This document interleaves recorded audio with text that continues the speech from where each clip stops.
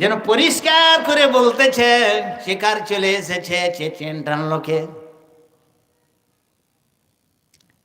আল্লাহ বলতেছে যে তুই স্বীকার করে বল যে চেন আমি টেনেছি। যেহেতু ওরা 12 জন সাক্ষী দিয়ে তোরে ফাঁসাই দিবে, তুই স্বীকার কর যে আমি চেন টেনেছি।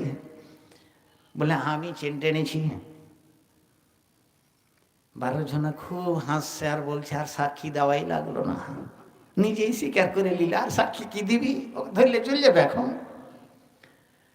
তখন বলতেছে যে আপনি এত বড় মানুষ, আপনি চেন টানলেন কেন? বলে বাবা আমি কি চেন এত সহজে টেনেছি, ঠেলাই পড়ে টেনেছি। এই 12 জনা আমাকে চাকু দিয়া গলায় চাকু মায়ের আমার 1200টা টাকা সব কেড়ে নিয়েছে। শুধু কেড়েলাই নাই, আমাকে মেরে ফেলে দিয়েছিল, আমি কোনোভাবে চেনটা টেনেছি।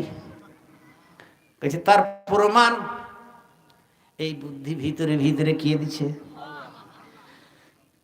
যেমন এই কথা বলা বলে তার প্রমাণ কি? কইছে ওই যে ব্যাগের চেন টেনে দেখেন, ওই 100 করে 1200 টাকা ওই ব্যাগের মধ্যে একটা পকেটে রেখেছে। পুলিশ চেন টেনে দেখে কই না যে ওই 1200 টাকায় আছে, মিলে গেছে। যে চাকুর কথা যে বললে, চাকু কোথায়? বলছে ওই চাকু আর পার্সের ব্যাগের পকেটে দেখেন, ঠিকই দেখে যে ওই পকেটে চাকু আছে। এবার এই 12 জনকে দাওয়ান বাঁধা, গরু বাঁধা করে কোমরে দড়ি দিয়ে স্যার স্যার করে বাঁধা এবার পিটাইতে নিয়ে যাচ্ছে। আর একে অপরকে বলছে আর চেন টানবি টানে। এখন যাকে ফাঁসাইতে গেলি সেই বাইচে গেল, আর তোরাই এখন বিপদে পড়ে গেলি।